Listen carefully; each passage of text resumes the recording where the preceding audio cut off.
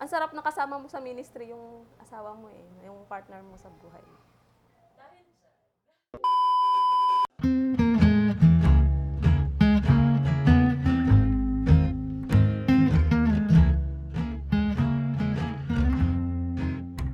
Hello guys! Hi guys, I'm Brother Jack and I'm the president and the CEO of Battered Husband Club.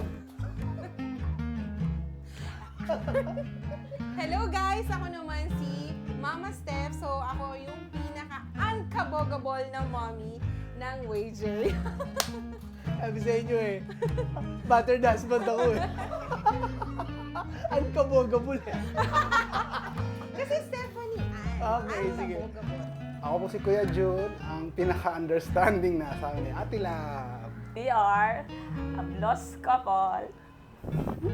Hello everyone, I'm Tutsi po. This is my husband.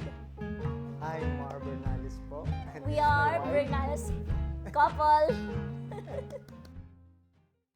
Yun talaga yung nilalagay ng Lord sa heart ko. Bata pa kasi ako, talagang gusto ko na siyang gawin. Talagang pinapakita na sa akin ni Lord yung pupunta ako sa ibang lugar, sa malalayong lugar para gamitin niya ako to serve other people. Nakita ko dito sa COG, pinlash siya 2-minute video. Yun. Naiyak talaga ako kasi sabi ko parang ito yung gusto ni Lord na pagawa sa akin. Mag-asawa na kami noon. Sinabi ko pa lang sa kanya na ito daddy yung gusto kong gawin. Sabi ko, okay, since gusto niyang mag-ministry and nakita ko yung heart niya to serve, so parang that is a sign for me na kailangan kong mag-yes para, kasi masaya ako eh, kasi siya mismo yung na mag-ministry siya eh, di ba? Actually, many are asking about what happened. Siyempre, for some na nakarinig nung testimony, I believe it was really a test of me, for me na if I'm gonna still continue the mission or not. Basically, si Ate Steph mo was almost had gone on my arms na lifeless siya for several seconds. Siyempre, yung knowledge na nabigay ni Lord sa'yo sa first aid, yun nakatulong. Then, I spoke to her na, baby, isipin mo yung mga anak mo. Isipin mo sila. Then, suddenly, she began to breathe a life na, nag-gasp talaga siya. Gumanon talaga siya ng air. For some, na nagtatanong, dapat nagstay ka, ganyan, dapat di ka na umalis.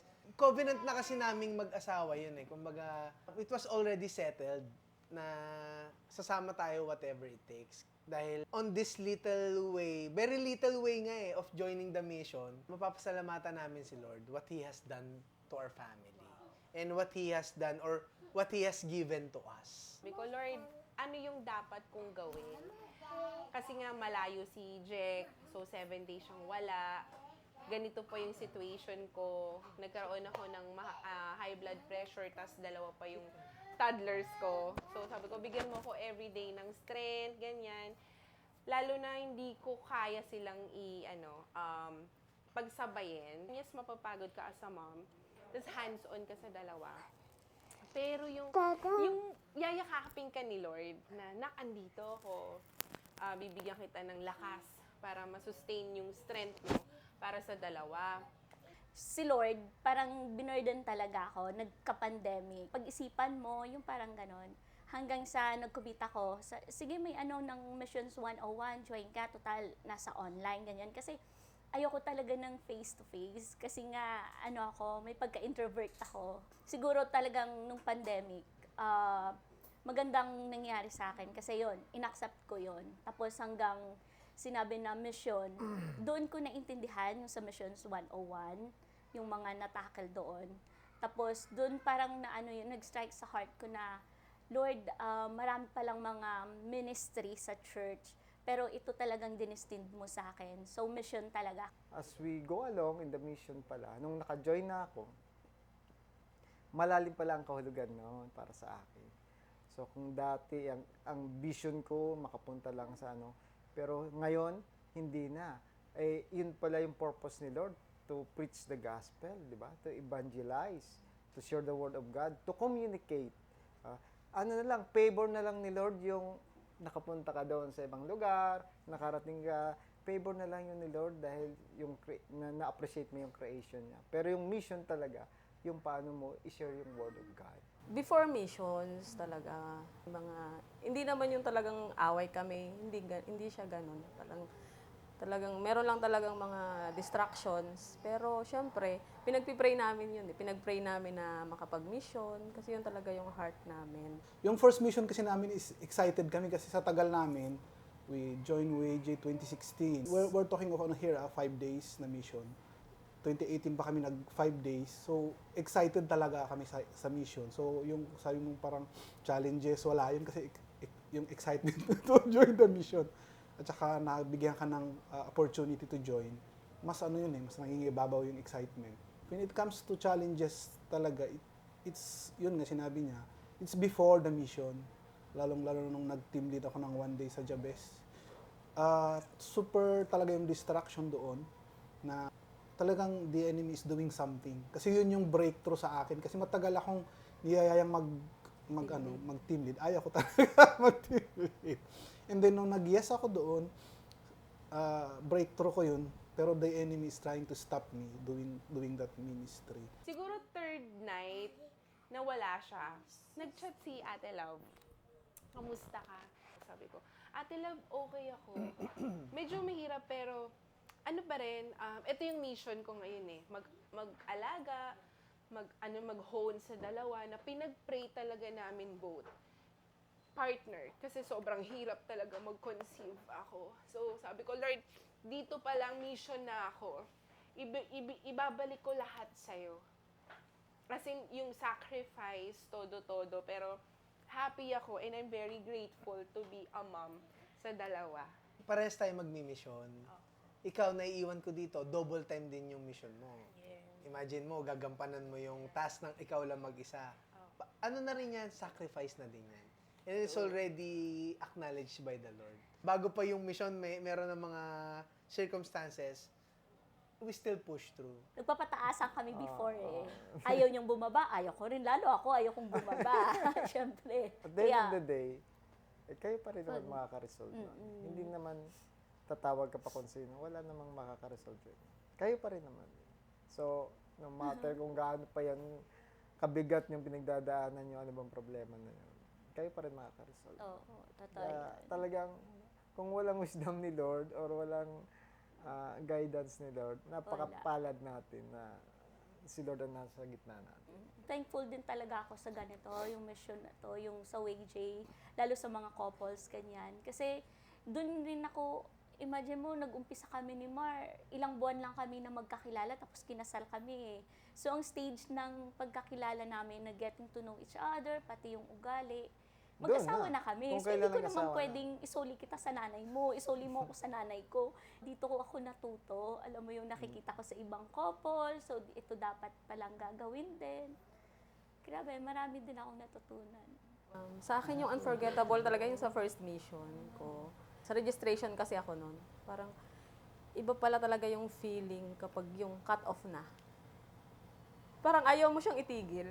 Gusto mong tanggapin lahat ng alam mo kasi kailangan talaga nila si Lord. Kailangan nila, may pangangailangan naman lahat. Pero syempre, hindi mo talaga ma-accommodate lahat. So, talagang prayer ko naman talaga. Alam ko naman may perfect time talaga si Lord na lang para sa kanila. Ang hirap niya. So, iyak talaga ako noon. Nakita ko siya, nilapitan niya ako agad.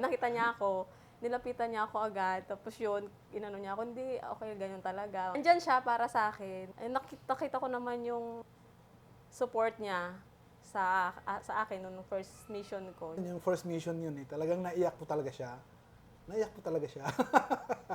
Since nga nag-cut off na, so cut off na, may mga dumadating pa na gustong mag-join.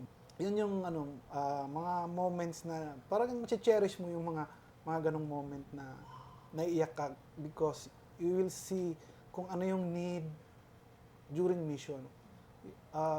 Makikita mo kung ano yung pangangailangan ng mga tao. Not just yung physical, it's yung kailangan nila yung lang si Lord sa buhay nila. Na magandang ma-experience natin lahat and we will talagang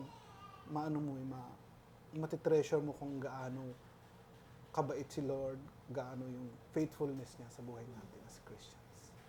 Siguro nung time na yon kasi na-confine ako sa ER, nandun ako sa box na, paano yun? Pag nag-atake ulit yung high blood ko, so kailangan ko siya na nandito siya sa tabi ko. So sabi ko, parang hindi. Mas kailangan siya doon ng mga tao. Mas malaki yung role niya doon sa gagawin niya and yung pinagagawa ni Lord. Todo tayo nagpe-pray nun, babe, no? Parang sabi namin, grabe talaga, family talaga yung inaano ng kaaway. Once na nagda-dive in tayo or nagpapagamit tayo kay Lord, through dun sa ganong medical missions, yung pala, ang laki pala nung i-harvest niya. Yung mga bata naman, before the Agusan, November pa yung mission, pero January nasabi na sa amin kung saan kami na place. So parang dun pa lang, January pa lang, piniprepare na namin yung mga bata. Yung isip nila, eto kasi yung bunso namin is 7. Tapos yung panganay is 10. So parehas pang babae. So ang bunso kasi attached talaga sa amin ni Mar. Yung tipong kahit matulog, katabi namin. Sa mission na to, prepare talaga namin. Tapos pinag-pray talaga na namin kay Lord na, Lord, ikaw nang bahala sa mga bata, i-prepare mo yung mind and heart nila kasi syempre mission mo naman tong pupuntahan namin. Na hindi sila ma-burden ng gusto na habang wala kami, yung ganon. Ako tinitignan ko yung hirap ng dinadaanan ng mga bata. Ang hirap sa magulang, kaya mo yun kasi magulang ka, matitiis mo yun. Pero yung sakripisyo ng mga bata, bakit kami iiwan? So, dahil ba sa mission na yan? Pwede nga sabihin ng mga anak mo na, bakit may mission pa? Di ba? Yeah. Kasi hindi nila naintindihan yon. Pero, siyempre, i-educate mo sila kung bakit nagmi-mission tayo. Di ba? Yun naman yung purpose natin. So, yung mga bata, hindi mo naman pwedeng iwanan na ganun-ganun lang. So, kailangan mo silang i-prepare physically, mentally, di ba? Yung puso nila. At siyempre, maintindihan nila na ang ginagawa namin na to, hindi naman para lang sa amin, sa kagustuhan namin. In fact, ayaw nga namin talagang malayo sila. Pero ginagawa natin to dahil sa Panginoon. 2 weeks akong nawala First week noon, ocular. So, sarado yung shop ko, wala akong income at that time. Tapos, after weeks na naman, yung mission na mismo. So, talagang mahirap para sa akin. Kaya nagsusustain doon, si Toots, buti na lang yung aking asawa, may negosyo din na nakakapag-sustain doon sa amin. Pinagkatiwala ko na lang sa Panginoon. Sabi ko, Lord, kung ito yung kagustuhan mo, wala naman makakapaghadlang nito. Pero kung noon hindi ko naman inaasahan na sarado, pero ngayon nagbukas kami, 2 na uli. So, nagkaroon ng bunga yung aming blessing. So, isang blessing yun. For now, since we can do missions together, then we prefer to do it together. Siguro pagdating ng time na hindi talaga pwede, then okay lang. Pero since pwede pa naman, we prefer to do it together. Kasi minsan may mga tanong din ako during missions, may mga hindi, pag kailangan kong, bakit ganito? Yun, sa kanya ko tinatanong. Pag may something, so yun, nagpe-pray kami together doon talaga sa mission field. After this, nung mission ng Agusan, may mga lesson din sa amin noon. Kasi na-realize namin na ayaw namin makompromise yung welfare ng mga bata. Kaya nga, this coming mission, mag-split kami ng mission journey namin. Mission pa rin naman kami, pero hindi na kami magkasama Magkasabay sa sa isang isang place. Kasi nga, nakita namin yung pangangailangan din ng mga bata. Parang minsan sabi ko na anxiety na ako, parang paano na pag ganito, hindi ko na kaya, ganyan. Pero iba talaga si Lord. Pagka nagdasal ka sa Kanya, mararamdaman mo na aalisin niya yung anxiety, yung depression mo, yung worry mo na wala yung asawa mo, pinapalitan niya ng joy. Kaya ngayon, parang lalo akong, nagpo-fire up. Nagpo-fire up ako na gusto ko nang mag-mission. Gusto ko nang bumalik kasi gusto kong kasama ko yung mga anak ko. Yung family mission kami. Sabay-sabay kami maglilingkod sa mission. Everyone or every couple, non-couple or couple is welcome to join the We Exalt You Jesus Foundation. And yung ginagawa rin namin ni Steph, we have a C2S group ng puro couples, young batches ng couples, no? It's a joy to do missions together with your partner, with your wife or with your husband, no?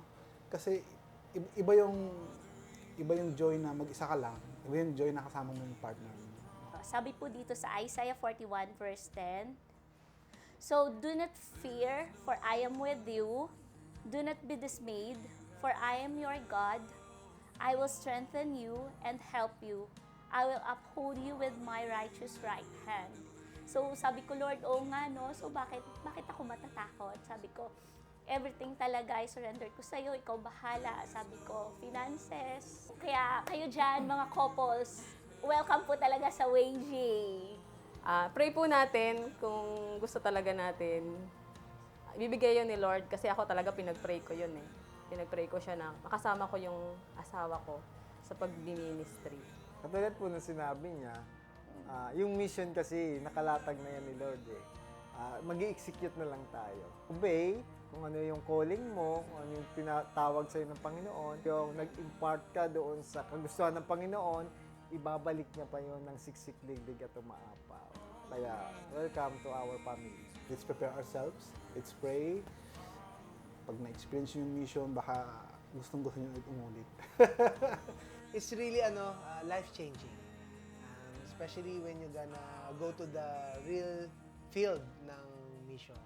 Masaya talaga mag-medical mission. And lalo na kung nanonood ka na katulad ko as mom and may mga kids, hindi siya pabigat or hindi siya hesitate sa pagsali sa mission or sa mga ministry. And again, kung couple naman kayo, you can join us. Meron tayong mga regular fellowship din. Yes. God bless you all po. Thank you! Thank you! WayG!